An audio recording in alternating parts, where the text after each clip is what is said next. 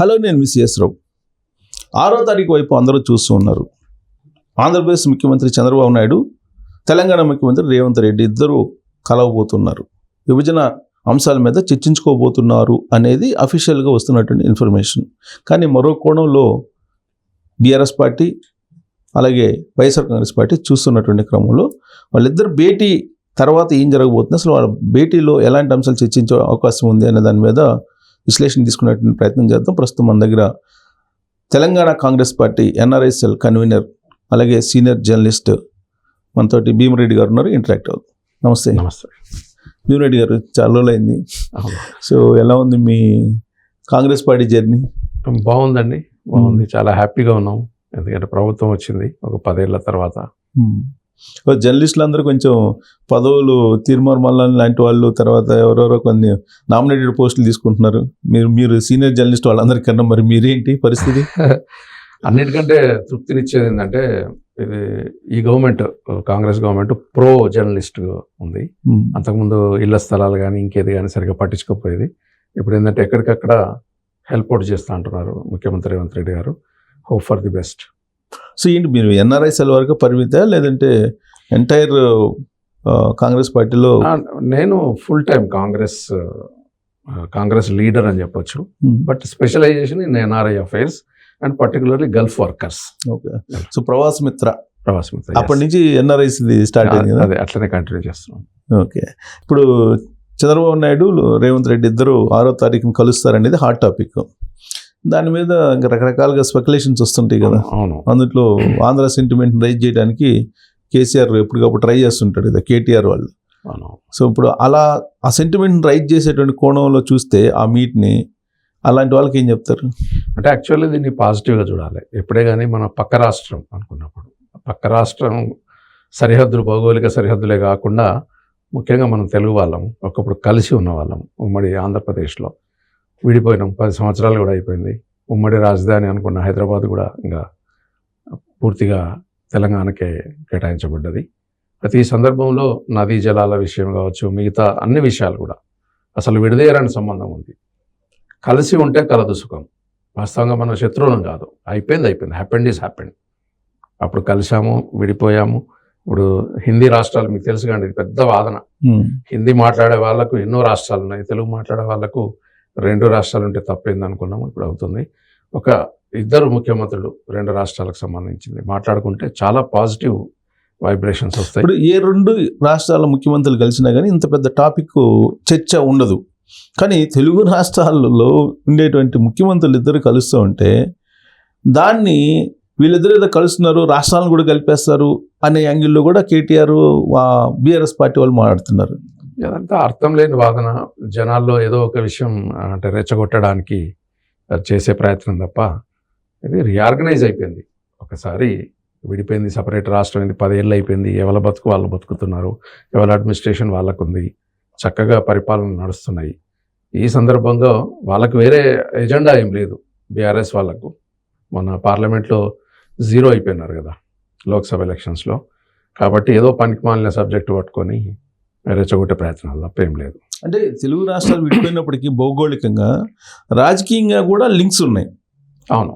So రాజకీయాల్లో మీరు చూస్తే 2019 ఎన్నికల్లో జగన్మోహన్ రెడ్డికి కేసీఆర్ అన్ని విధాల సహాయ సహకారాలు అందించారు. దాని ఫలితంగా ఆయన ముఖ్యమంత్రి అయ్యారు. ఇప్పుడు ఈయన ఇక్కడ 2023లో ఓడిపోయాడు కేసీఆర్, 2024లో జగన్మోహన్ రెడ్డి కూడా ఓడిపోయారు. ఇలాంటి పరిస్థితుల్లో కాంగ్రెస్ పార్టీని పడగొట్టాలి ఏదో ఒక రకంగా అనేటువంటి యాంగిల్లో జగన్మోహన్ రెడ్డి, కేసీఆర్ ఇద్దరు ప్రయత్నిస్తున్నారు అనేది ఒకటి. అవును, ఒక కుట్ర నడుస్తుంది అనేది ఒక టాక్ వచ్చింది. ఈ మధ్యన కేటీఆర్ కూడా ఒక చిన్న కామెంట్ చేసిండు. మనం 0 రావడానికి కారణాలు అని ఒక 2 పార్లమెంట్లను ఉదహరించిండు. మల్కాజ్గిరి ఒకటి. అంటే పొత్తు యొక్క ప్రభావం పడింది అని చెప్తున్నాడు ఆయన. జనసేన, బీజేపీ, తెలుగుదేశం కలిసి ఉండడం వల్ల దాని ప్రభావం పార్లమెంట్ ఎలక్షన్స్లో తెలంగాణలో పర్టికులర్ మల్కాజ్గిరి అండ్ చేవెళ్ళపై కూడా పడింది, దాని ఎఫెక్ట్ వచ్చింది అని చెప్తున్నాడు ఆయన. అంటే ఆయన చెప్పదలుచుకున్న ఉద్దేశం ఏంటంటే ఆంధ్ర ప్రాంతంకు సంబంధించిన వాళ్ళు ఇక్కడ ఎక్కువ ఓటర్స్ ఉన్నారని, అని అదేదో ఒక యాంగిల్ చెప్పకనే చెప్పాడు. అంటే దాని అర్థం భవిష్యత్తులో కూడా పొత్తులకు తెరలేపడానికి ఇప్పుడు వాళ్ళు పొత్తులు పెట్టుకుంటూ number 1 TRS BRS party KCR గారు. ఆయనకు ఓ సిద్ధాంతం లేదు, పాడు లేదు. ఒకసారి కాంగ్రెస్తో పొత్తు పెట్టుకున్నాడు, ఒకసారి తెలుగుదేశంతో పొత్తు పెట్టుకున్నాడు, గెలిచిన తర్వాత బీజేపీతో కూడా అంటగాగిండు. ఇప్పుడు కూడా దేనికైనా సిద్ధం.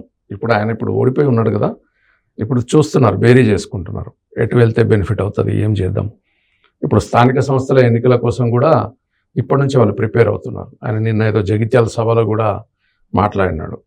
ఆ జగిత్యాల ఎమ్మెల్యే డిఫెక్ట్ అయినాడు, పార్టీ మారి బీఆర్ఎస్ నుంచి కాంగ్రెస్కి వచ్చినాడు, అది చాలా తప్పు, అది నేరము ఘోరము అన్నట్టుగా పవర్ పాయింట్ ప్రజెంటేషన్ ఇచ్చేసి ఆ ఉన్న జిల్లా మొత్తం కార్యకర్తలను తీసుకొచ్చి వాళ్ళ ముందు ఏదో నిన్న కార్యక్రమం కూడా చేసినాడు. సో దమ్ముంటే ఎవరైతే పార్టీ మారుతారో వాళ్ళ చేత రిజైన్ చేయించేసి ఎలక్షన్కి వెళ్తాడా రేవంత్ రెడ్డి అనేది వాళ్ళు ఇప్పుడు విసురుతున్నటువంటి సవాల్. ఏమంటారు దానికి? అది అర్థం లేని సవాల్ సార్. ఇప్పుడు దేనికైనా ఒక సమవిద్య ఉండాలి, దానికి ఒక సందర్భం ఉండాలి.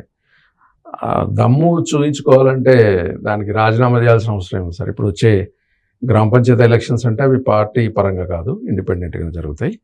మండల పరిషత్తులు ఉంటాయి, ఎంపీటీసీలు, జడ్పీటీసీలు, మండలాలు, జిల్లాలు, మున్సిపాలిటీస్. దమ్ము అక్కడ చూపించుకోవచ్చు కదా, అంతేందుకు. దమ్ము చేయాలనుకుంటే ఇంకా నీకు ఫుల్ టైం ఇస్తున్నాం, హడావుడిగా కాదు, వెల్ ప్రిపేర్డ్, మంచిగా ప్రిపేర్ అయ్యారా అని చెప్తున్నాం మేము.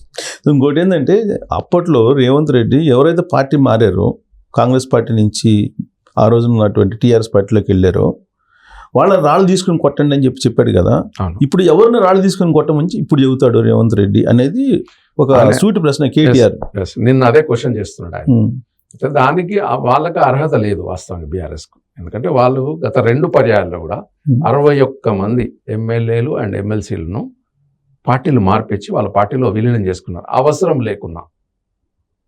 లేకున్నా అంటే అన్ని పార్టీలను ఇక్కడ జీరో చేయాలి, even including Telugu Desam, BSP, all India forward bloc కూడా వాళ్ళకు ఎమ్మెల్యే ఉంటే వాళ్ళని కూడా తీసేసుకున్నారు, కాంగ్రెస్ వాళ్ళని తీసుకున్నారు. 61 మంది ఎమ్మెల్యేలు ఎమ్మెల్సీలను 2 విడతల్లో తీసుకున్నారు, 2 టర్ముల్లో.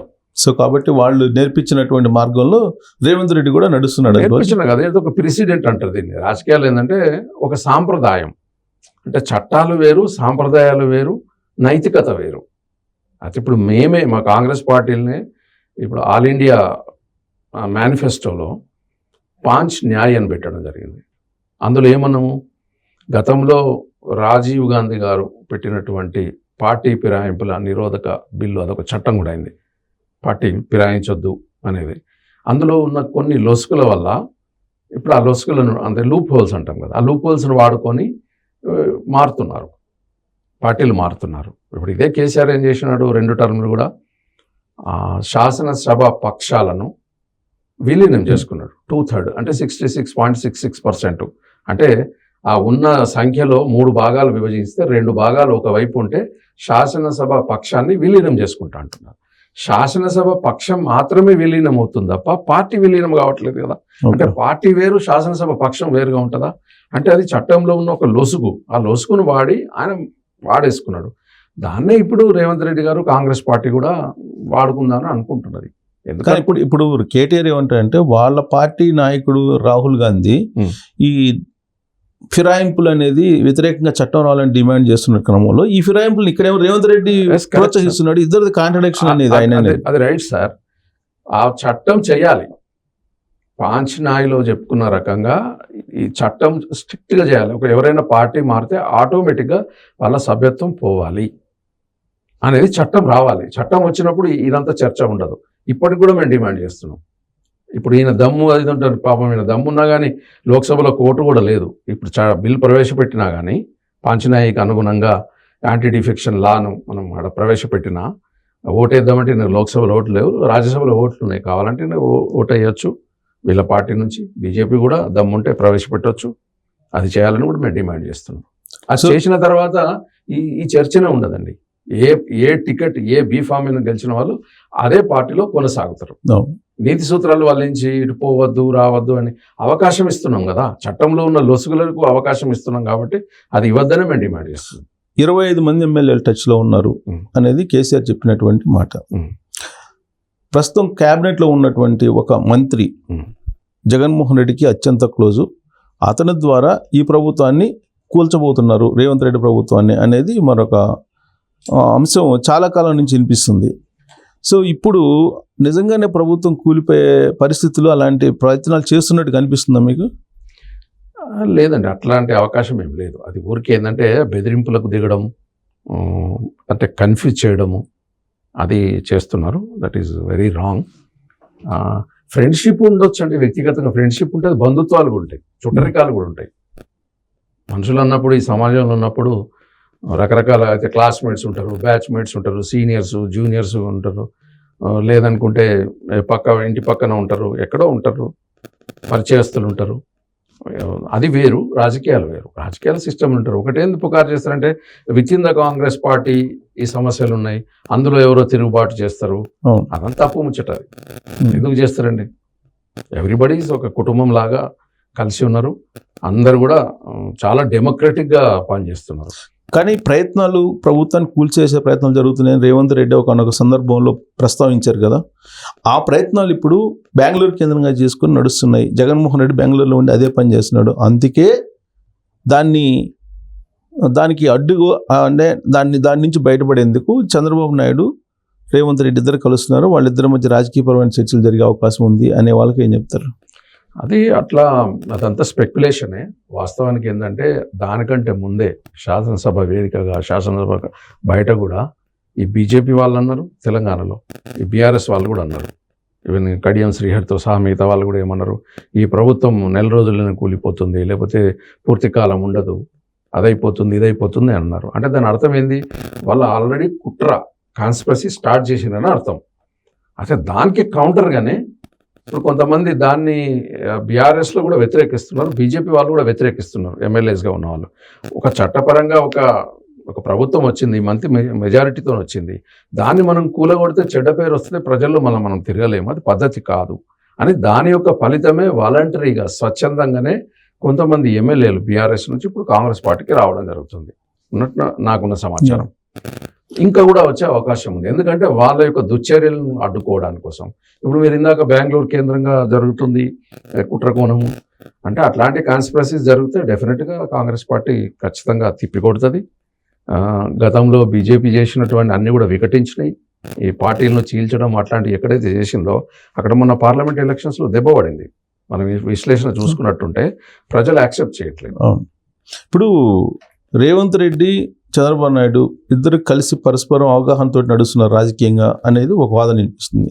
ఇంకొక వైపు జగన్మోహన్ రెడ్డి, కేసీఆర్ ఒకటి అనేది అది బహిరంగ రహస్యం. దీన్ని యాక్సెప్ట్ చేస్తారు? లేదండి, అవగాహన అనేది ఏముండదు, జస్ట్ పాత పరిచయము ఉంటుంది. తర్వాత పక్క రాష్ట్ర ముఖ్యమంత్రి, అన్నిటికంటే ముఖ్యమైనది ఏంటంటే పక్క రాష్ట్రంలో ముఖ్యమంత్రి, ఇది ఇక్కడ ముఖ్యమంత్రి. అయితే ఈ తెలంగాణకు ఆంధ్రప్రదేశ్కు విడదీయరాని సంబంధం ఉంటుంది. ఇది ఊరికే రాజకీయాల కోసం, రెచ్చగొట్టుకోవడం కోసము చేసుకునే ప్రయత్నాలు ఈ ప్రతిపక్షాలు చేస్తున్నాయి తప్ప, కాంగ్రెస్ పార్టీ ఎప్పుడైనా ఏం చూస్తుంది, అక్కడ మొత్తం భారతదేశం అంతా కూడా అందరు కలిసిమెలిసి ఉండాలని ఒక నేషనలిస్టిక్ అప్రోచ్తోనే ఉంటుంది. అందులో భాగంగానే ఒక పక్క ముఖ్యమంత్రి తప్ప దానికి వేరే ప్రాధాన్యత అయితే ఏముండదు కలవడంలో. అంటే ఒకటేంటంటే చంద్రబాబు నాయుడు, రేవంత్ రెడ్డి ఇద్దరు ఎలక్షన్ ముందు కూడా ఎయిర్పోర్ట్లో కలిశాడని నమస్తే తెలంగాణ పత్రికలను రాశారు. అంటే వాళ్ళేదో రహస్యంగా కలుస్తున్నారు. ఎలక్షన్ అప్పుడేమో చంద్రబాబు నాయుడు ఏదో ఫండింగ్ చేశాడు, అర్ధరాత్రి పూట వెళ్ళి రేవంత్ రెడ్డి ఆ ఫండింగ్ తీసుకొచ్చుకున్నాడు, ఇలాంటి ఏంటి స్పెక్యులేషన్స్ వచ్చినాయి కదా. అయితే నేను కూడా ఆ మధ్యన ఏం చూసిన అంటే, ఎంపీగా గెలిచిన రఘునందన్ రావు కూడా ఏమన్నాడంటే, వీళ్ళు ఏదో కలుసుకున్నారు, ఎయిర్పోర్ట్లో కలుసుకున్నారు, ఫ్లైట్లో కలుసుకున్నారు. అంటే ఫ్లైట్లో డెఫినెట్గా ఇప్పుడు ఎదురు కలిస్తే నమస్కారం పెట్టుకుంటారు. బస్ అది నాకు దాని డీటెయిల్ తెలియదు. న్యాచురల్గా మనం ఒక బస్సులో ఎక్కినా, ఒక ట్రైన్లో ఎక్కినా ఒకటే బోగీలు ఉంటాయి, లేదా ఒకే ఫ్లైట్లో ఉంటాయి. అయితే ఇప్పుడు దానికి ఇంకో కౌంటర్ చెప్తాను మీకు. మొన్న పార్లమెంటు సభ్యులు ప్రమాణ స్వీకారం చేయడం, పార్లమెంటు సభ్యుల ప్రమాణ స్వీకారం కాదు, ప్రధానమంత్రి ప్రమాణ స్వీకారం చేసే సందర్భంలో బీహార్ నుంచి వెళ్ళిన ఇద్దరు ప్రతిపక్ష నాయకులు ఎదురుగా కొట్లాడిన వాళ్ళు ఒకటే ఫ్లైట్లో వెళ్ళారు. అది న్యాచురల్ కదా. ఒకరు ముందు సీట్లు ఉంటే ఒకరు వెనక సీట్లు ఉంటే ఒకరు ఫోటో తీసి పంపించున్నారు. అది అనివార్యం. ఆ ఫ్లైట్లో వెళ్ళినప్పుడు పలకరించుకుంటారు, మర్యాద, నమస్కారం. వ్యూహాత్మకం కాదు. ఒకవేళ నిజంగా కూడా ఏ రాజకీయ పార్టీలైనా ఏదైనా సంప్రదింపు చేయాలనుకుంటే అందరు చూసేలాగా అది చేయరు కదండి.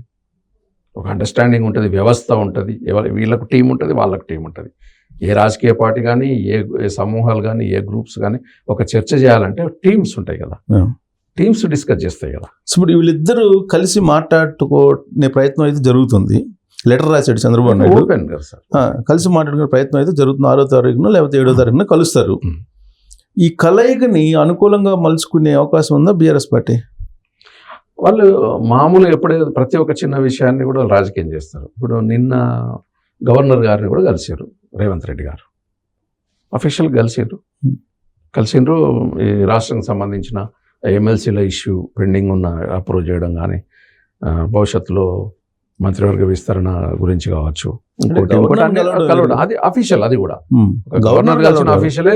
ఒక ముఖ్యమంత్రి ఇంకొక ముఖ్యమంత్రిని కూడా పెళ్లిలో కలవట్లేదు సార్, వాళ్ళు అధికారికంగా కలుస్తున్నారు.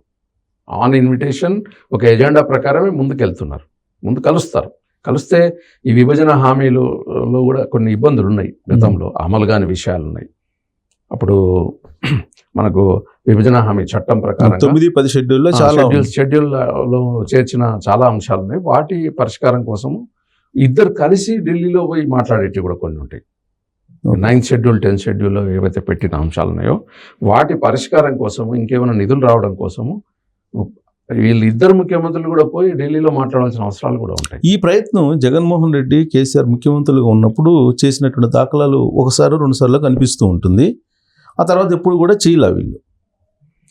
వాళ్ళు కూడా వచ్చినారు. ఏది జగన్మోహన్ రెడ్డి కూడా ఇక్కడ ప్రగతి భవన్కి వచ్చిండు. ఫస్ట్ టైం ఒకసారి ఒకటి ఫస్ట్ ఫేజ్ లో ఫస్ట్ మంత్ లో వచ్చారు అంతే. తర్వాత వాళ్ళిద్దరు కలుసుకొని ఈ విభజన సమస్యలు పరిష్కరిద్దాం అనేటువంటి ఆలోచన ఎక్కడ చేసినట్టుగా అనిపించలేదు కదా. వాళ్ళు సిన్సియర్గా అయితే ఏం చేయలేదు. వాళ్ళకి ఏంటంటే సమస్యలు ఉంటేనే మంచిది అన్నట్టు ఉంది. సమస్యలు ఉంటే ఎప్పుడు ఒకటి దాని మీద మాట్లాడవచ్చు, శాశ్వతంగా పరిష్కారం అయితే చెప్పడానికి ఏముండదు అనే రకంగా వాళ్ళు చూస్తున్నారు. ఇప్పుడు రేవంత్ రెడ్డి గారు చూడండి, కేంద్ర ప్రభుత్వంతో చర్చలు చేసి మన దగ్గర కంటోన్మెంట్, మీకు తెలుసు కంటోన్మెంట్ మన సికింద్రాబాద్లో మిలిటరీ ఏరియాలో ఎన్ని సమస్యలు ఉన్నాయి. అందులో నుంచి అడుగుపెట్టి అసలు మనం ప్రయాణం చేయడం కూడా చాలా ఇబ్బందికరం. ముఖ్యంగా ఉత్తర తెలంగాణకు ప్రయాణం అంతా కూడా రాజీవ్ రహదారి ఉంది, వంకర్ టింకర్గా ఉంటుంది. ఆ ఫ్లైఓవర్ వేయాలన్నా, ఇంకా స్కై వేస్ వేయాలన్నా, ఇంకేది చేయాలన్నా చాలా ఇబ్బందికరమైన పరిస్థితి అక్కడ. ఆ చుట్టుపక్కల ఉన్న రెసిడెన్స్ ఇష్యూలో కూడా, ఆ విషయంలో కూడా అమికబుల్ సెటిల్మెంట్ పోయి మాట్లాడినాడు, ఆ సమస్య పరిష్కారం చేసినాడు. అంటే అడిగితే ఇచ్చేవాళ్ళు ఉంటారు, అడగాలి ఖచ్చితంగా. సో చంద్రబాబు నాయుడు వీళ్ళిద్దరూ ఫ్రూట్ఫుల్గా ఈ సమస్యలను పరిష్కరించుకుంటారు అనే మీకు నమ్మకం? మంచిదండి, శుభసూచకం. వీళ్ళు కలవడం అనేది శుభసూచకం. ఇద్దరు ముఖ్యమంత్రులు కలవడం అనేది శుభసూచకము. దానివల్ల 2 రాష్ట్రాలు కూడా బాగుపడతాయి, సమస్యలు కూడా పరిష్కారం అవుతాయి. ఇప్పుడు మనం అంతకుముందు మహారాష్ట్ర కూడా, ఇప్పుడు కేసీఆర్ గారు మహారాష్ట్రకి వెళ్ళి వచ్చారు మన నదీ జలాల విషయంలో. అప్పుడు మన సిహెచ్ విద్యాసాగర్ రావు గారు అక్కడ గవర్నర్ ఉండే, ఈయన కూడా వెళ్ళొచ్చు. అక్కడ అన్ని రాష్ట్రాలతో కార్డియల్ రిలేషన్ మెయింటైన్ చేస్తారు కేసీఆర్, ఎక్సెప్ట్ ఆంధ్రతోటి ఉంది కార్డియల్ రిలేషన్ ఉంది జగన్మోహన్ రెడ్డికి. కానీ సమస్యల పరిష్కారం విషయంలో ప్రయత్నం చేయలేదు కదా. చేయలేదు. ఆయనకి ఇక్కడ ఏంటంటే సెంటిమెంట్ రెచ్చగొట్టుకోవడము, భావోద్వేగాలను రెచ్చగొట్టడము, దాని ద్వారా ఏదో ఫలితం పొందాలని చూస్తారు. కానీ ప్రజలు చాలా విజ్ఞులు, ప్రజలు అన్నీ గమనిస్తున్నారు. ఎందుకంటే ఈ ప్రపంచమే ఒక గ్లోబల్ విలేజ్గా మారిపోయింది. మొత్తం ప్రపంచం అంతా కూడా ఒకటైపోతున్నది. రిలేషన్స్ పెంచుకుంటున్నారు, కోఆపరేషన్ పెంచుకుంటున్నారు. మన వాళ్ళు అక్కడ చదువుతున్నారు, అక్కడ ఉద్యోగాలు చేస్తున్నారు, అక్కడ వాళ్ళు ఇక్కడికి వస్తున్నారు. ఈ రాష్ట్రం ఆ రాష్ట్రం అనేది, మన హైదరాబాద్ కూడా ఎంతో మందికి ఇది హబ్ అయిపోయింది, ఇండియాలోనే ఒక ఇంపార్టెంట్ ప్లేస్ అయిపోయింది. ఈ సిచ్యువేషన్లో మనం అన్ని రాష్ట్రాలను ఇక్కడ ఆహ్వానించి మనం డెవలప్మెంట్ చేసుకున్నప్పుడు పక్కన మన ఆంధ్రప్రదేశ్ వాళ్ళు ఏం తప్పు చేశారు, వాళ్ళని మనం ఎందుకు వివక్షతో చూడాలి? కానీ ఇవాళకి కూడా బీఆర్ఎస్ పార్టీ లీడరు కేసీఆర్ కానీ కేటీఆర్ కానీ వీళ్ళు సెంటిమెంట్నే నమ్ముకున్నట్టు కనిపిస్తుంది కదా. 2023 అసెంబ్లీ ఎన్నికల పోలింగ్ ముందు రోజు నాగార్జున సాగర్లో ఏం చేశారనేది మనకు గుర్తుంది. తెలుసు. మిలిటరీ పోలీసులు తీసుకొచ్చి వాళ్ళు ఏదో వాటర్ దాని మీద ఏదో ఆయన అక్కడి నుంచి జగన్మోహన్ రెడ్డి కోఆపరేట్ చేస్తే ఈయన ఏదో దానికి పోలీసు మంచి హంగామా చేసి ఇవన్నీ చూసాం మనం. ఇప్పుడు కూడా చంద్రబాబు నాయుడు అనేటువంటి ఒక ఫేస్ని చూపించి మళ్ళీ సెంటిమెంట్ రేకెత్తించే అవకాశం ఉందా తెలంగాణలో? అంటే ఆయన ఇప్పుడు బీఆర్ఎస్కు ఉన్న ఏకైక అవకాశం అదొకటే, ఏంటంటే ఈ సెంటిమెంట్ రెచ్చగొట్టడం.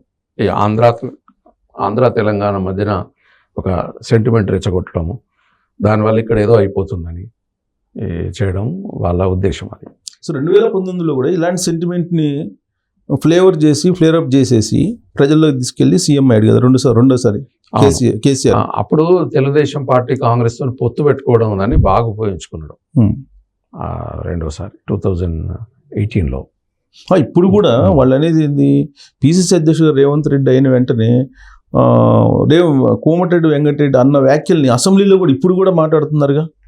అయితే మనం ఇక్కడ గమనించాల్సిందంటే కాంగ్రెస్ పార్టీ మోర్ డెమోక్రటిక్ అండి, ఓపెన్గా మాట్లాడతారు ఏదైనా. కానీ ఇప్పుడు ప్రాంతీయ పార్టీల్లో అవకాశం ఉండదు, చాలా నియంతృత్వం ఉంటుంది. ఎవరైనా ఒక చిన్న సజెషన్ చేస్తే కూడా తట్టుకోలేరు వాళ్ళు. ఈవెన్ మంచి సలహా ఇస్తే కూడా, బహిరంగంగా సలహా ఇస్తే కూడా వాళ్ళు తట్టుకోలేరు, వాళ్ళైనా కక్ష కడతారు. ఇప్పుడు వాళ్ళు చూడు, కొందరు మంత్రులను బర్తరఫ్ చేయడం, ఇప్పుడు రాజయ్య ఉప ముఖ్యమంత్రిని తనను బర్తరఫ్ చేయడం, ఈటల రాజేందర్ను కూడా బర్తరఫ్ చేయడం, అంత నియంతృత్వం వాళ్ళు ఉంటుంది. కాంగ్రెస్ పార్టీ అట్లా కాదు, ఇట్స్ మోర్ డెమోక్రటిక్. చాలా ప్రజాస్వామ్యం ఉంటే అందులో ఉన్న సభ్యులు వాళ్ళకు ఓపెన్గా మాట్లాడతారు, అందులో ఏదైనా ఉంటే మళ్ళీ సవరించుకుంటారు. డిబేట్ అండ్ డిస్కస్ నడుస్తుంది, విమర్శ ఆత్మవిమర్శ ఉంది కాంగ్రెస్ పార్టీలో, అది నడుస్తుంది. అంతర్గత ప్రజాస్వామ్యం కూడా కొంత ఎక్కువే. కానీ ఇప్పుడున్నటువంటి సిచ్యువేషన్లో బీఆర్ఎస్ పార్టీకి ఇంకా కూడా సెంటిమెంట్ని నమ్ముకొని వేదాల్సిందేనా ఆ పార్టీ? అయితే వాళ్ళు వాస్తవానికి ఏంటంటే ప్రజల్లో ఉండి కరెక్ట్ కొంచెం రీజనబుల్గా ఉండి, ఇప్పుడు కాంగ్రెస్ పార్టీ కూడా ఏం చూస్తుందంటే బీఆర్ఎస్ చచ్చిపోవాలని చూడట్లేదు. నా వ్యక్తిగత అభిప్రాయం కూడా ఏంటంటే అది పూర్తి జీరో కావాలని కూడా అనుకోవట్లేదు. ప్రజాస్వామ్యంలో అందరూ ఉండాలి, ఒక మంచి బాధ్యతయుత ప్రతిపక్షంగా ఉండి మంచి సలహాలు ఇచ్చి, వాళ్ళు కూడా ఒక 10 ఏళ్ళు పరిపాలన చేశారు. పరిపాలనలో ఉన్న కొన్ని అనుభవాలను కూడా ఈ ప్రభుత్వానికి చెప్పి, శాసన మండలిలో కానీ శాసనసభలో కానీ కొంచెం మంచిగా వాళ్ళ సలహాలు చెప్తే కూడా చెప్పడానికి వినడానికి మంత్రులు సిద్ధంగా ఉన్నారు, వినడానికి ప్రభుత్వం కూడా సిద్ధంగా ఉంది. కానీ వాళ్ళు అది చేయకుండా ఎంతసేపు విమర్శ. కానీ ఇప్పుడు చేస్తున్నారు కదా గ్రౌండ్ లెవెల్లో, క్షేత్రస్థాయిలో. దాదాపు 8వ రోజు అనుకుంటా మోతీలాల్ నిరాహార దీక్ష చేపడుతున్నారు కదా గాంధీ హాస్పిటల్లో. ఆ స్టూడెంట్స్లో అందరూ నిరుద్యోగ సమస్య ఎక్కువైపోయింది, ఉద్యోగాలు ఇస్తానని చెప్పి 2 లక్షలు ఉద్యోగాలు ఇస్తానని రేవంత్ రెడ్డి చెప్పాడు. 120 అబద్ధాలు చెప్పి అధికారంలోకి వచ్చాడు. కాబట్టి రేవంత్ రెడ్డిని నిలదీయాలి, రేవంత్ రెడ్డి ప్రభుత్వాన్ని నిలదీసి ఉద్యోగాలు సంపాదించుకోండి అని చెప్పి స్టూడెంట్స్ అందరూ ఇప్పుడు ఒక తాటి మీదకి వచ్చారు కదా. అయితే మోతీలాల్ ఇష్యూ, అది ఇష్యూగానే చూడాలి. అతని ఆ సమస్యను ప్రకారంగానే దాన్ని ప్రభుత్వం లెక్క ప్రకారంగా దాన్ని పరిష్కరిస్తుంది. ఇప్పుడు వచ్చినాక 6 నెలలకే, ఇప్పుడు నువ్వు 9.5 సంవత్సరాల్లో చేయలేని పనిని వచ్చిన తెల్లవారి నుంచే మొదలుపెట్టారు వీళ్ళు.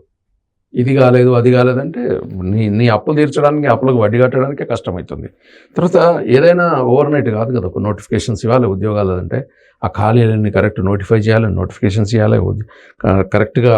ఇప్పుడు మన తెలంగాణ మన పబ్లిక్ సర్వీస్ కమిషన్ను రీకాన్స్టిట్యూట్ చేసిండ్రు, అంతకుముందు వాళ్ళు రాజీనామా చేసిండ్రు.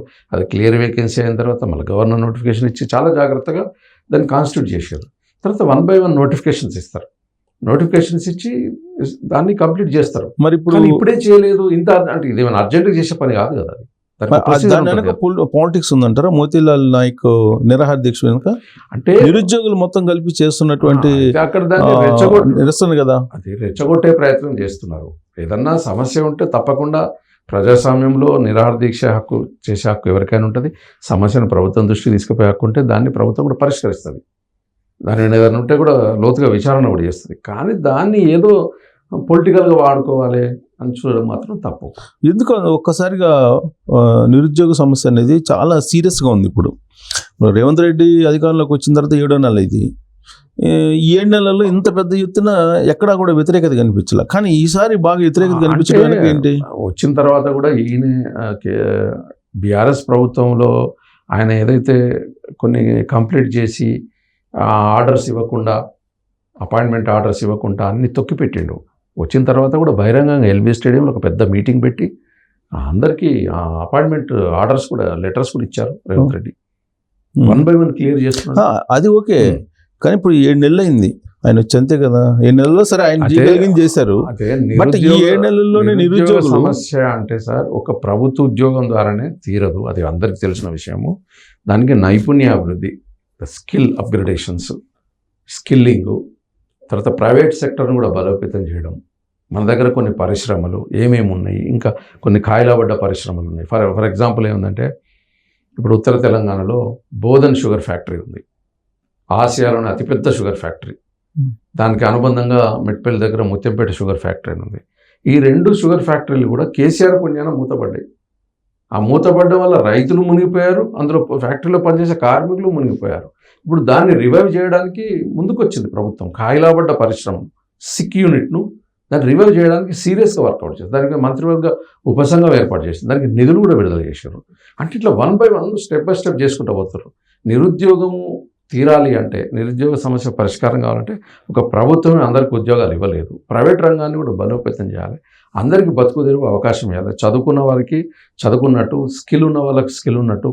మనం కూడా ఎలా ఉండాలంటే ప్రతిదాన్ని, మన దగ్గర మంచి భూములు ఉన్నాయి, కొంచెం వాటర్ కూడా ఉంది, ఈ వ్యవసాయ ఆధారిత పరిశ్రమలు కూడా డెవలప్ చేసి కూరగాయలు పండ్ల నుంచి మొదలు పెడితే ప్రతి ఉత్పత్తిని కూడా మన విదేశాలకు ఎగుమతి చేయొచ్చు. పక్కన ఎన్ని చేసిన గవర్నమెంట్ అల్టిమేట్గా ఏంటి, నాకు ఉద్యోగం ఇస్తున్నారా లేదనేది ఆలోచిస్తారు నిరుద్యోగులు. అంటే ఉద్యోగమైనా ఉపాధి అయినా స్వయం ఉపాధి అయినా ఇప్పుడు చాలా వరకు కూడా స్వయం చిన్న చిన్న కుటీర పరిశ్రమలు పెట్టుకోవడానికి అది చూపించినా కానీ ఇప్పుడు నిరుద్యోగ భృతి ఇస్తానని చెప్పాడండి రేవంత్ రెడ్డి. ఇలాంటివి దాదాపు 120 హామీలు ఇచ్చారు. ఈ 120 హామీలు కాదు, ఆయన అనేది 420 అని సర్కాస్టిక్ గా అంటుండు. 420 అంటే చీటింగ్ అని అర్థం, కానీ 420 కాదు హామీలు. యాక్చువల్ గా వాళ్ళే 420. ఎవరైతే యాంగిల్ ఏంటంటే 420 420 అనేది ఏముంటదంటే, అంటే 420 IPC 420 అనేది చీటింగ్ సెక్షన్. అది అవును, అంటే మోసం చేసిన అనేది. అవి 420 హామీలు కాదు, తక్కువ ఉంటాయి. మేనిఫెస్టో ఉందిగా, మేనిఫెస్టోలో ప్రధానంగా రుణమాఫీ అన్నారు, తర్వాత రైతు బంధు, ఇవన్నీ ఉన్నాయి. వీటన్నిటికి కత్తిరేసేటువంటి ప్రయత్నం చేస్తున్నారు అనేది ఇప్పుడు లేటెస్ట్. వాళ్ళు ఎన్నైనా విమర్శలు చేస్తారు సార్. ఇప్పుడు ఇక్కడ ఒక ప్రఖ్యాత ఆర్థిక శాస్త్రవేత్త రఘురామ రాజన్ అట్లాంటి పెద్ద పెద్ద వాళ్ళతో కూడా మాట్లాడి ఈ సమస్యను ఎట్లా పరిష్కారం చేద్దాం. వీళ్ళేమో అవినీతి చేసిండ్రు, తర్వాత ఖజానా ఖాళీ చేసిండ్రు, అప్పుల కుప్ప చేసిపోయింది బీఆర్ఎస్ పార్టీ. వాటి వడ్డీలు కట్టడమే చాలా కష్టంగా ఉంది. జీతాలు ఇవ్వలేని పరిస్థితిలో ఉన్నారు వాళ్ళు. చాలా పెండింగ్ బిల్లులు ఉన్నాయి, చాలా గందరగోళం ఉంది పరిస్థితి. దాన్ని చక్కదిద్దాలంటే చాలా చాకచక్యంగా ఒక ఆర్థిక క్రమశిక్షణ తీసుకొని ముందు వడ్డీల భారం తగ్గించుకొని, ఇప్పుడు ఆ రైతు రుణమాఫీ చేయాలంటే కూడా దాన్ని ఒక కార్పొరేషన్ ఏర్పాటు చేసి చాలా సిస్టమేటిక్గా ప్రభుత్వం అట్రాక్టివ్ పథకం ఏంటంటే, అట్రాక్టివ్ హామీ ఇచ్చింది రేవంత్ రెడ్డి. అన్నిటికన్నా కూడా తులం బంగారం ఇస్తాను అన్నాడు. అసలు వాళ్ళ గురించి, ఆ హామీ గురించి పట్టించుకోవట్లేదు కదా. ఇప్పుడు ఏదైనా టైం పడుతుందండి. మనం బ్యాక్లాగ్ కూడా క్లియర్ చేసి, ఇప్పుడు కొన్ని ఉద్యోగాలలో మీరు బ్యాక్లాగ్ అనే వర్డ్ మీరు విన్నారు, అంటే పాత బ్యాక్లాగ్ కూడా మనం మళ్ళీ భర్తీ చేయడం అని అంటారు. తర్వాత విత్ ఎఫెక్ట్ ఫ్రమ్ అని అంటారు, అప్పటి నుంచి ఇప్పటిదాకా. ఇమీడియట్ అంటే దానికి కొంచెం టైం తీసుకుంటారు. దానికి ప్రతి హామీని స్టడీ చేసి, ఆర్థిక వనరైతే కదా ఇప్పుడే ఇప్పుడు 6 నెలలకు ఎగబెట్టేసిరా మొత్తం, ఇక మొత్తం కాదని చెప్పారు. ఖాయమేనా అసలు పెట్టారు కదా మేనిఫెస్టోలో, అయితే మేనిఫెస్టోలో ఉంది కదా ప్రధానమైనటువంటి హామీ. లేడీస్ అందరూ అట్రాక్ట్ అయ్యారు. ఒకటండి, ఏ పార్టీ అయినా మేనిఫెస్టోలో ఉన్నదాన్ని, కాంగ్రెస్ పార్టీ కావచ్చు, ఏ పార్టీ అయినా కానీ మేనిఫెస్టోలో ఉన్నదాన్ని తూచా తప్పకుండా అమలు చేయడానికి ప్రయత్నం చేయాల్సిన అవసరం అయితే ఉంది.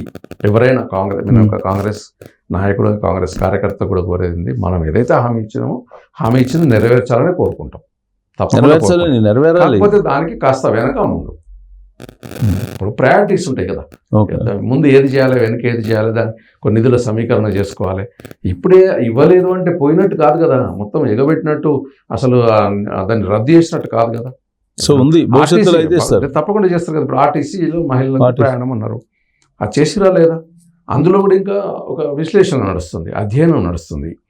ఇంకా మంచిగా ఎలా చేయవచ్చు, ఆ ప్రయాణాన్ని ఇంకా బాగా ఎలా చేయవచ్చు, కష్టాలు కలగకుండా ఎట్లా చేయవచ్చు, ఏదైనా కానీ ట్రయల్ అండ్ ఎర్రర్ మెథడ్ లోపల ముందుకు తీసుకెళ్లే ప్రయత్నం నడుస్తుంది. సో ఇవన్నీ ఒక ఎత్తు అయితే, మీకు ప్రవాసాంధ్రుల సమస్యలు తీర్చడం, గల్ఫ్ సమస్యలు తీర్చడం అనేది ప్రైమ్ ఎజెండా మీది చాలా కాలం నుంచి. ఏ ప్రభుత్వం ఉన్నా మీరు కొట్లాడుతూ వచ్చారు కదా. మరి ఈ ప్రభుత్వం వచ్చిన తర్వాత ఏమన్నా ఒక అడుగు ముందుకు పడిందా ఆ విషయంలో?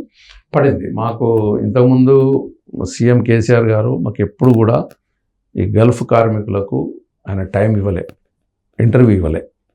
ఎన్ఆర్ఐ మంత్రిగా ఉన్నటువంటి కేటీఆర్ కూడా ఆయన ఎన్ఆర్ఐ మీటింగ్ అని పెట్టాడు, ఎన్ఆర్ఐ పాలసీ మీటింగ్ అని, ఆయన కూడా ఏం చేయలే. కవిత గారు కూడా బతుకమ్మ బోనాలు అనుకుంటా దుబాయ్ వెళ్ళింది, ఆమె కూడా ఏం చేయలే. ఈ ముగ్గురు కూడా గల్ఫ్ కార్మికులకు చేస్తున్నారు. వాళ్ళ ప్రధానమైన అప్పుడు ఉద్యమ కాలంలో నినాదం ఏంటంటే బొగ్గుబాయి, బొంబాయి, దుబాయ్ అనే ఒక నినాదం. అంటే 3 కూడా వలసలకు సంబంధించింది. బొగ్గుబాయి, బొంబాయి, దుబాయ్ అనేది వలస జీవితాలకు సంబంధించిన నినాదం.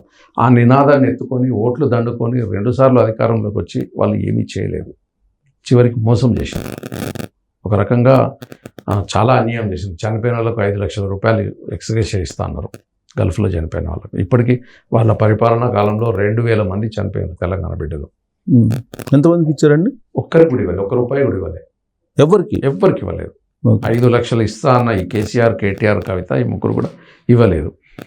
అయితే ఇదే కాంగ్రెస్ మన ఎలక్షన్ మేనిఫెస్టోలో పెట్టింది.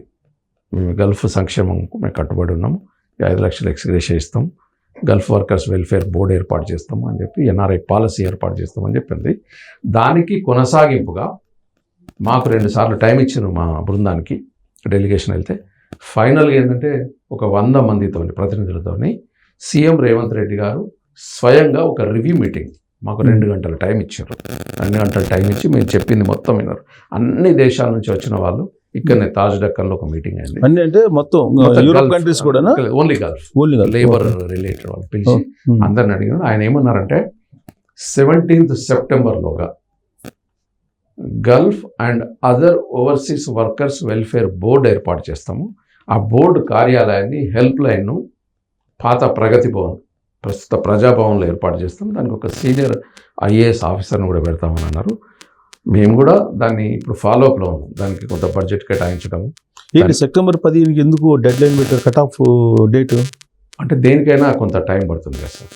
ఎందుకంటే ఇప్పుడు ఒక గల్ఫ్ బోర్డు ఏర్పాటు చేయాలంటే అది జీవోతోనే సాధ్యం కాదు. జీవో తీస్తే ఏర్పడదు.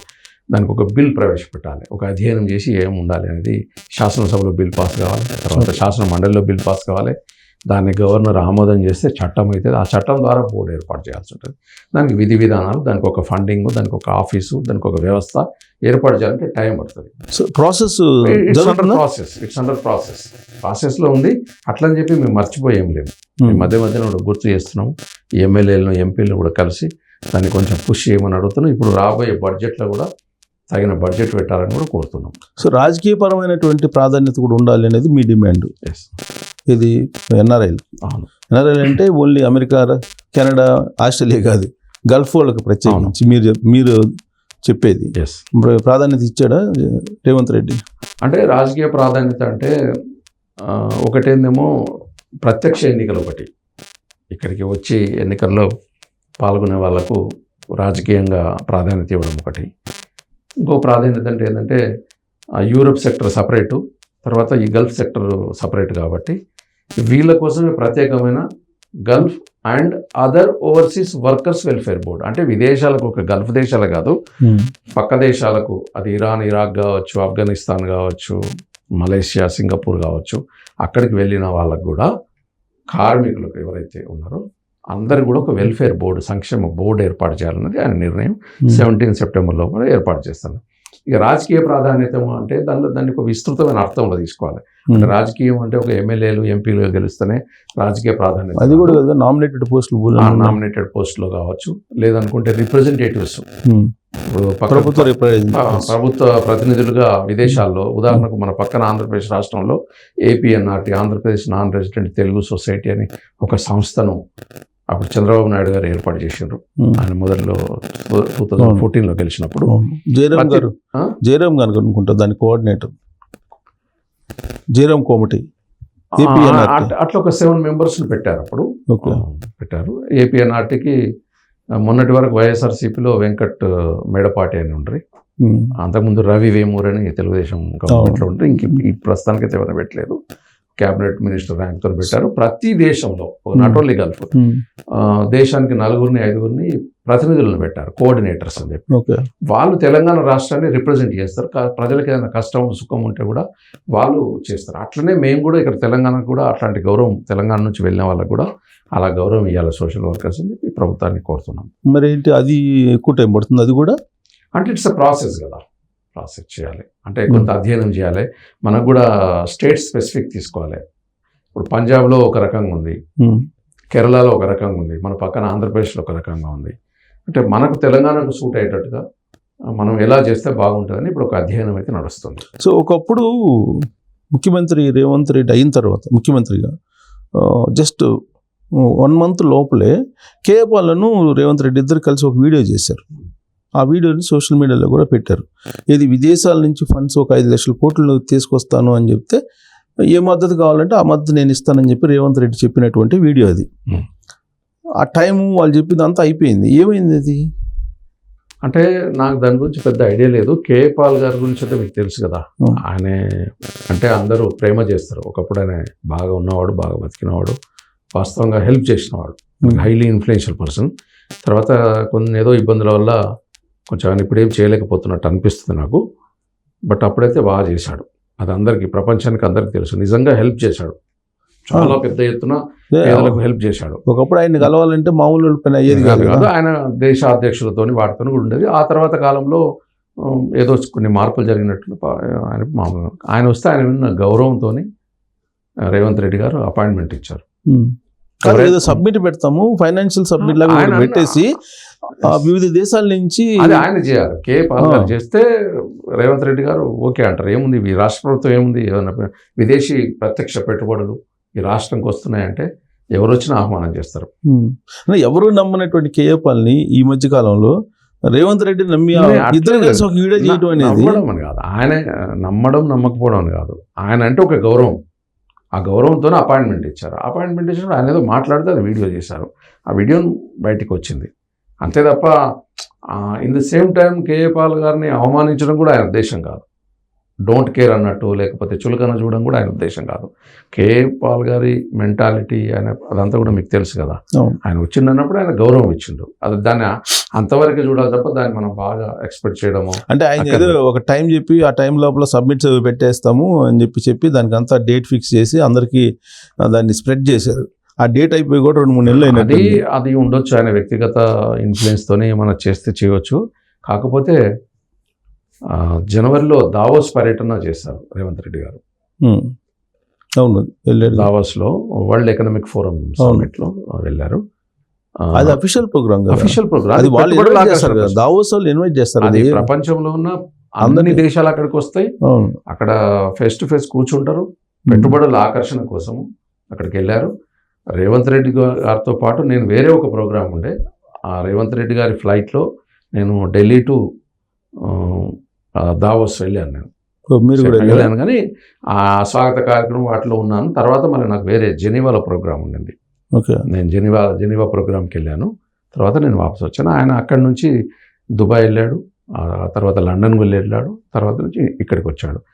రేవంత్ రెడ్డి గారు ముఖ్యమంత్రి అయినాక మొట్టమొదటి విదేశీ పర్యటన దావోస్, స్విట్జర్లాండ్లో దావోస్. అది పెట్టుబడుల ఆకర్షణ కోసమే. గతంలో కేసీఆర్ గారు ఎప్పుడు వెళ్ళలే, కేటీఆర్ నెంబర్ ఆఫ్ టైమ్స్ వెళ్ళాడు ఫ్యాషన్ షో టైప్లో తప్ప పబ్లిసిటీ ఎక్కువ, పని తక్కువ. కానీ వీరు వెళ్ళింది ఏంది, విత్ టీం వెళ్ళాడు. చాలా స్ట్రిక్ట్గా, ఖచ్చితంగా ఫ్రూట్ఫుల్ అయ్యేటట్టుగా వెళ్ళారు. శ్రీధరబాబు గారిని వెంట తీసుకెళ్ళారు. సో అప్పుడు బాగా వచ్చినటువంటి కామెంట్ ఏంటంటే, విమర్శ కూడా, ఇంగ్లీషు అప్పుడు దావోస్ వెళ్ళినప్పుడు కేటీఆర్ ఏ విధంగా మాట్లాడారు, రేవంత్ రెడ్డి ఏ విధంగా మాట్లాడారు అనే దాన్ని కంపేర్ చేస్తూ సోషల్ మీడియాలో బాగా రేవంత్ రెడ్డిని వెంటబడ్డారు కదా. వెంటబడ్డారు కానీ ఒకటండి, భాష ముఖ్యం కాదు, మనిషికి భావం ముఖ్యం. ఇప్పుడు మనం పుట్టి పెరిగిన అది ఉంటుంది. అంటే తెలంగాణ పరువుని దావోస్లో తీసేసాడు అనేది వాళ్ళు చెప్తుంది. మీకు ఒక విషయం తెలియాలి. మీకు ఇప్పుడు ఇంటర్నేషనల్, నేను చాలా ప్రోగ్రామ్స్ పార్టిసిపేట్ అవుతాను. మనకు ఇయర్ ఫోన్స్ ఇస్తారు, 5 భాషల్లో ట్రాన్స్లేషన్ ఇస్తారు, ఇంటర్ప్రిటేషన్. ఇప్పుడు మనం ముందస్తు సమాచారం ఇస్తే నేను నా మాతృభాష తెలుగులో కూడా మాట్లాడచ్చు. నా సబ్జెక్టు ఇంపార్టెంట్, నా యొక్క నాలెడ్జ్ ఇంపార్టెంట్ తప్ప భాష ముఖ్యం కాదు, యాస కూడా ముఖ్యం కాదు, కాకిరి బీకిరి యా అని ఉర్రుడు కూడా ముఖ్యం కాదు. ఇప్పుడు కేటీఆర్ ఏంటంటే యాక్సెంట్ ఏంది, నేను ఇక్కడ కాన్వెంట్ స్కూల్కి వెళ్ళినా, అమెరికాలోకి పోయినా యాక్సెంట్ వస్తుందని చెప్పి కాకిరి బీకిరి ఉర్రుడుతోనే కాదు పని. అలా దమ్ముండాలి, సబ్జెక్ట్ ఉండాలి. తెలుగులో మాట్లాడినా, నీ ఇష్టమున్న భాషలో మాట్లాడినా దుబాసీలు ఉంటారు ట్రాన్స్లేట్ చేయడానికి, లేదా పొడి ఇంగ్లీష్ కూడా మాట్లాడవచ్చు. అక్కడ 5 భాషల్లో పెడతారు. ఈవెన్ ఇప్పుడు మీరు చూడండి, పార్లమెంట్లో తెలుగులో మాట్లాడవచ్చు, ముందు నోటీస్ ఇవ్వాలి, చెప్పాలి. చెప్తే మిగతా సభ్యులకు ఇంగ్లీష్ అండ్ హిందీకి ఇస్తారు, ట్రాన్స్లేషన్ ఇస్తారు.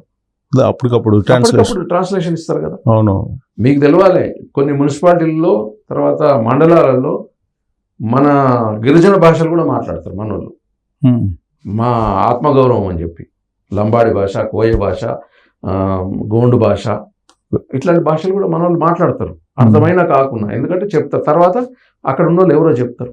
ఓకే. అది పెద్ద ఇష్యూ కాదు. ఇప్పుడు రేవంత్ రెడ్డి గారు ఆయనే కొన్ని ఏమంటారంటే స్కిల్స్లో ఎంప్లాయబుల్ స్కిల్స్ అని ఉంటాయి.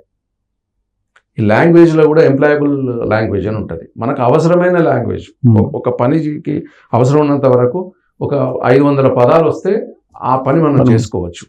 500 పదాలతోనే మనము ఆ పర్టికులర్ ఇండస్ట్రీలో వర్కౌట్ చేసుకోవచ్చు.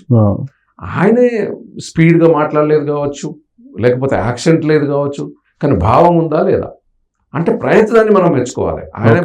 ఆయన ఎంటైర్ తెలుగు మీడియం ఒక ధైర్యంగా ఇంటర్నేషనల్ ఒక వేదిక లోపల, ఇంటర్నేషనల్ ప్లాట్ఫామ్లో ధైర్యంగా మాట్లాడి సిగ్గుపడలే. నాకు భాష అంత స్పీడ్గా భాష వచ్చు, ఈజ్ అ గ్రాడ్యుయేట్, రాదని కాదు. ఆ పోల్చినప్పుడు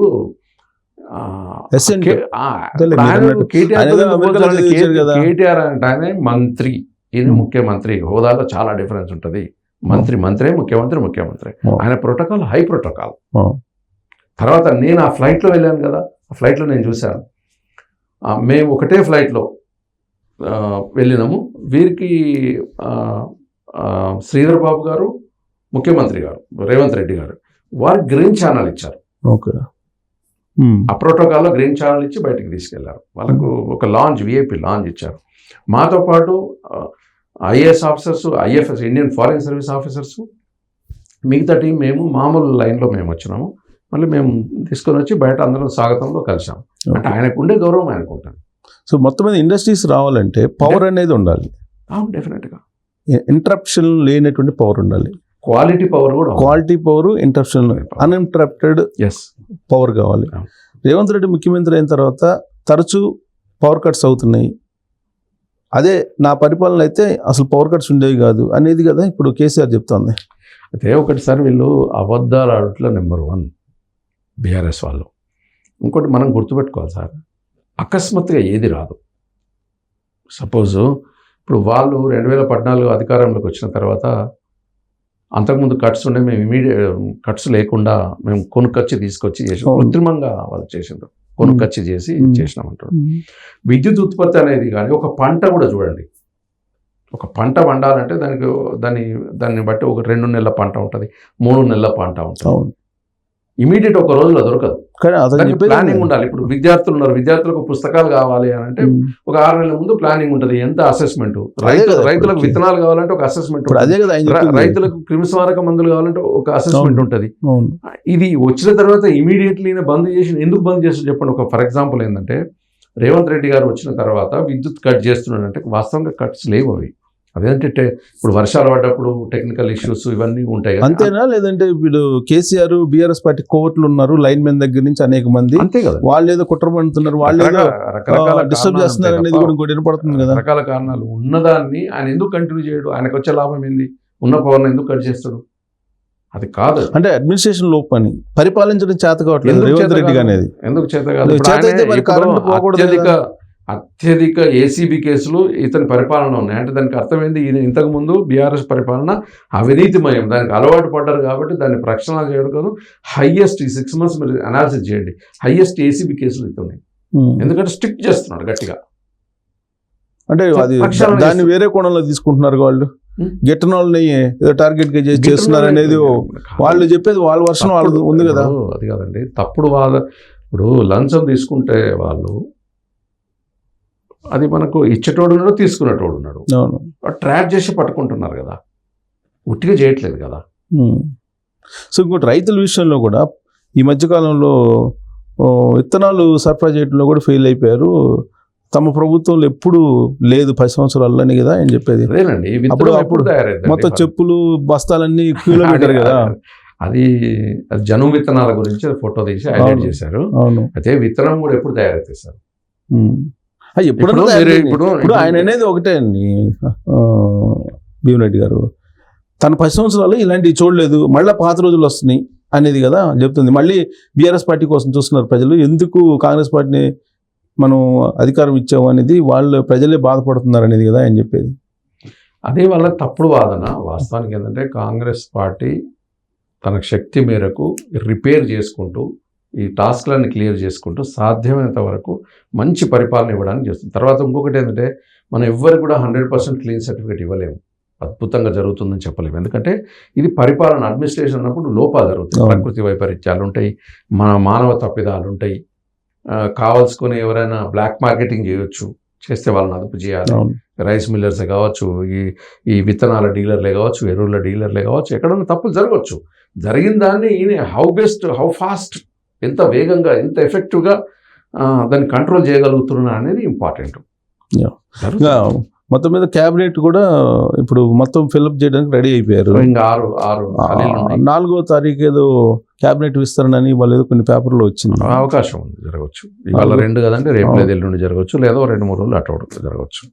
సో క్యాబినెట్ తర్వాత వేగవంతం అవుతుందా ఇంకా పరిపాలన? అప్పుడు ఇంకా ఫుల్ ఫ్లెడ్జ్డ్గా ఉంటుంది. ఇప్పుడు కొంచెం సీఎం గారికి కూడా ఎక్కువ శాఖలు ఉండడం వల్ల బర్డెన్ కూడా అవుతుంది. ఆయనకు మళ్ళీ బాధ్యతలు కూడా ఎక్కువనే. పిసిసి అధ్యక్షుడిగా, కొత్త రాష్ట్రము, తర్వాత ఎక్కువ శాఖలు ఆయన దగ్గర ఉండడము, మిగతా మంత్రులు కూడా బర్డెన్ కొంత ఎక్కువ శాఖలు ఉండడం వల్ల ఫుల్ ఫ్లెడ్జ్డ్గా మిగతా 6గురిని కూడా తీసుకుంటే, శాఖల పంపిణీ జరిగితే, ఆయన కూడా పిసిసి అధ్యక్ష బాధ్యత వేరే వాళ్ళకి అప్పచెప్తే కొంత ఫ్రీ అవుతాడు. ఈ 2 క్యాబినెట్లో కానీ లేదా ఎక్స్పెన్షన్లో పీసీసీలో కానీ రేవంత్ రెడ్డిదే పై చేయగా నిలిచే అవకాశం ఉందా? అట్లే ఉండదండి, ఎవరే కానీ కోఆర్డినేషన్ బాగుండాలని చూస్తారు, కంపాటబిలిటీ అంటారు. అంటే ఇరిటేటింగ్గా కాకుండా, పోటీ అంటే అది కలవకుండా, కన్ఫ్యూజ్గా ఉండకుండా, ఎప్పుడే కానీ ఒక జోడెద్దులాగా కాంబినేషన్తో పోవాలి అంటే ఉండాలి. ఇప్పుడు అధిష్టాన వర్గం అన్నప్పుడు చాలా చూస్తుంది, అవును, సోషల్ ఈక్వేషన్స్ కూడా చూస్తారు. కానీ రేవంత్ రెడ్డిది పై చేయిగా ఉంది అనేది కదా ఇప్పుడు కాంగ్రెస్ పార్టీలో ఉండేవాళ్ళు చాలా మంది అనేది. ఇప్పుడు ఇంతకుముందు రాజశేఖర రెడ్డి ఎలా చేశారో ఇప్పుడు రేవంత్ రెడ్డి కూడా అలానే చేస్తున్నారు. ఏఐసిసి రేవంత్ రెడ్డిని కాదని ఏది చేయట్లేదు అనేది కదా, వన్ మ్యాన్ షో అయిందని కదా. అది కరెక్టే. కానీ ఇప్పుడు మీకు ఒక చిన్న ఉదాహరణ చెప్తాను. అప్పుడు 2 ఎమ్మెల్సీలు డిక్లేర్ చేశారు, ఇది శాసనసభ కోటాలో. డిక్లేర్ చేసిన తర్వాత అద్దంకి దయాకర్ గారిది దాన్ని ఆ పెండింగ్లో పెట్టి మహేష్ కుమార్ గౌడ్ గారి పేరును కూడా పెట్టారు. అంటే దీన్ని బట్టి ఏమర్థమవుతుంది, ఎవరి చేతిలో ఏమీ లేదు, కాంగ్రెస్ పార్టీలో అంతా కూడా అధిష్టానం చాలా బ్యాలెన్స్ చేస్తుంది, అందరికీ న్యాయం చేస్తుంది. ఆ రోజు అద్దంకి దయాకర్ గారికి ఆ ఎమ్మెల్సీ పదవి దక్కలేదు, కానీ ఆయనకు సముచితమైన స్థానం కూడా సందర్భాన్ని బట్టి ఇస్తారు. ఆ క్షణంలో చేంజ్ చేశారు. అట్లనే రాజ్యసభ టికెట్లే కావచ్చు, ఎంపీ టికెట్లు కావచ్చు, ఎమ్మెల్యే టికెట్లు కావచ్చు, నామినేటెడ్ పోస్టులు కావచ్చు, ఏక ఛత్రాధిపత్యము, ఏక వ్యక్తిది అనేది ఉండదు. అందరూ వింటారు. సో ఢిల్లీ నుంచి తెలంగాణ వరకు దీన్ని ఎందుకంటే అందరు అభిప్రాయాలు తీసుకుంటారు, ప్రతి ఒక్కరి అభిప్రాయాలు కూడా తీసుకొని బ్యాలెన్సింగ్ చేసుకుంటూ వస్తారు. అంతే తప్ప ఒక వ్యక్తిది నడుస్తుంది అంటే నియంతృత్వం కాదు. సో 7 నెలల పరిపాలనలో రేవంత్ రెడ్డి ప్రభుత్వ పరంగా ఆయన చేసినటువంటి కార్యక్రమాలు, లేదంటే ఆయన చేసినటువంటి విధానపరమైన కొన్ని నిర్ణయాలు ఇవన్నీ ఉన్నాయి కదా, ఒక సీనియర్ జర్నలిస్ట్గా, కాంగ్రెస్ పార్టీ ఎన్ఆర్ఐఎస్ఎల్ కన్వీనర్ కాకుండా సీనియర్ జర్నలిస్ట్గా ఎన్ని మార్కులు ఇస్తారు 10కి? అంటే 100కి పెట్టుకుంటే బాగుంటుంది కదా. పోనీ 100కి చెప్పండి. డిస్టింక్షన్ పాస్ చేయవచ్చు సార్, పాస్ అంటే డిస్టింక్షన్లో పాస్ చేయవచ్చు, 80% మార్క్స్ ఇవ్వచ్చు. 100కు 90, 95 కాకుండా 80% మార్క్స్ ఇవ్వచ్చు. ఆ మార్క్స్ తగిన విధంగా మన లోక్సభ రిజల్ట్ రాలేదుగా. అంటే మనం దాన్ని అట్లా కంపేర్ చేయరాదు సార్. అంటే అట్లా అనుకుంటే ఆయన స్ట్రెంగ్త్ను మోర్ దాన్ డబుల్ చేశాడు కదా సార్. అంతకుముందు ఎన్ని ఉండే సీట్లు? 3 ఉండే. 3 8 అయినాయి కదా. సో అలా పెరిగినట్టే కదా, అంటే మోర్ దాన్ డబుల్ చేసినట్టే కదా. సో అసెంబ్లీ కంటే పర్సెంటేజ్ కూడా పెరిగినట్టుంది కదా, 1-2% లోక్సభలో పర్సెంటేజ్. తర్వాత ఏదైనా ఒక వ్యక్తి మీద మనం వేయడానికి లేదు. అంటే మంచి అయినా ఆయనకే ఆపాదించి, చెడ్డ అయినా ఆయనకే ఆపాదించకుండా ఇట్స్ ఎ టీమ్ వర్క్. ఇప్పుడు నేను వేసిన మార్కులు కూడా నాట్ ఓన్లీ రేవంత్ రెడ్డి గారు, ఇట్స్ ఎ టీమ్. ఆ మంత్రివర్గానికి అందరికీ, తర్వాత పీసీసీ మొత్తం పీసీసీకి ఆ గెలుపులో కూడా ఒకరు ఉంది 80% మార్క్స్, అంటే డిస్టింక్షన్లో పాస్ అయ్యారు. ఇంకా మనం ఇంకేం కోరుకుంటాం, 90 వస్తే బాగుండు, 95 వస్తే మార్క్ ఉండు. మనలో మ్యాథ్స్లో 100/100, ఫిజిక్స్లో 100/100 కూడా అట్లా రావాలని కూడా కోరుకుంటాం. రైట్ అండి, thank you very much Bheema Reddy గారు. మీరు కోరుకున్న విధంగా రాబోయే రోజుల్లో రేవంత్ రెడ్డి 90% మార్క్స్ దిశగా వెళ్ళాలని కోరుకున్నాం. తెలుగు రాష్ట్రాలు 2 కూడా అంతే స్పీడ్గా వెళ్ళాలని కోరుకున్నాం. Thank you very much. నమస్కారం.